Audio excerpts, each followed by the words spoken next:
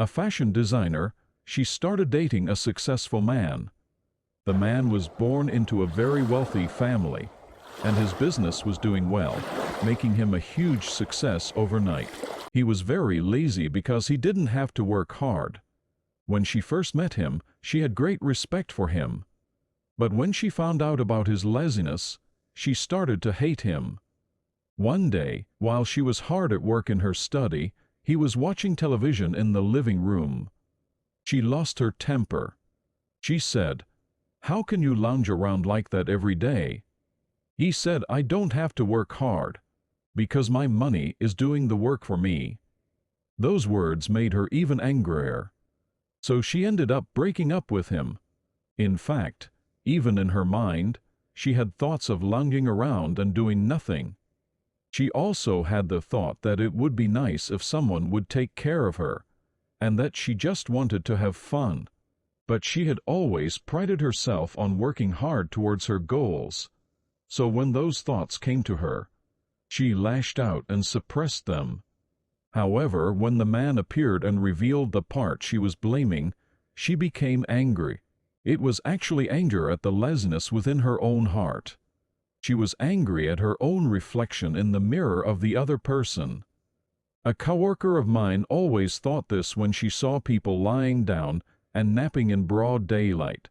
I don't know why they lie down and take a nap in broad daylight instead of at night. He thought of that every time he saw people lying down and taking a nap. It was an accusation that came almost unconsciously. Then one day, he suddenly realized why he had such thoughts. It was because of his own stereotypes. He had certain principles in life. One of them was as follows: I never lie down during the day.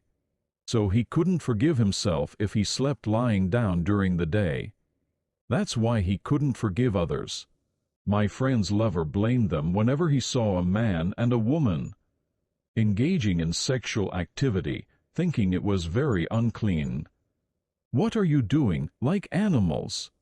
Growing up as an orphan, she suffered sexual abuse from the men around her since childhood. Because of this, she herself couldn't even tolerate sleeping with a man.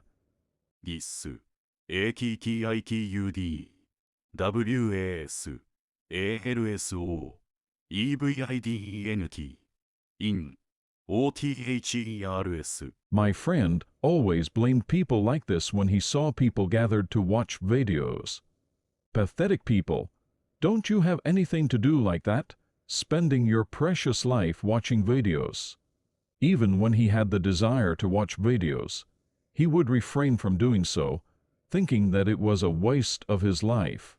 If he happened to watch a video by chance, really by chance, because it was so interesting, he would say to himself after watching it, "Oh my, I wasted so much time, I shouldn't have seen it, why am I like this?"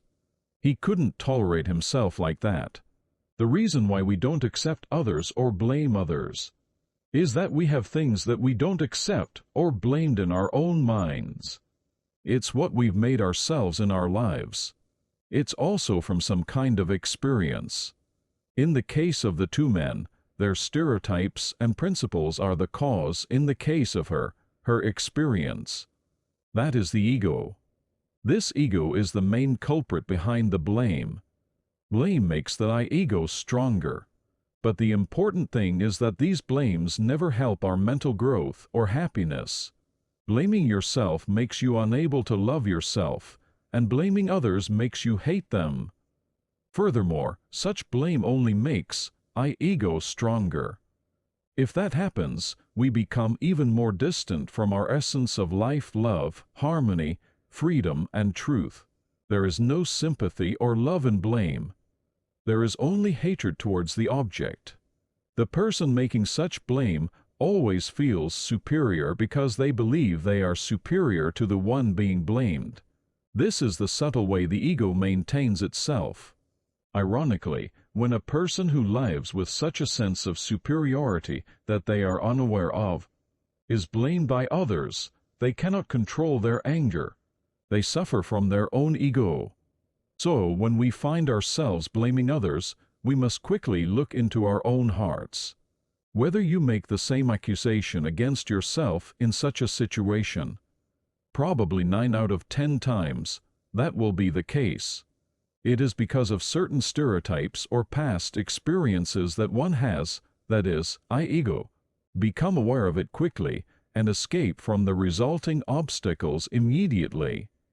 You will realize that where the cloud called ego has disappeared, life, our essence, has been there from the beginning, just like the clear autumn sky. That is love.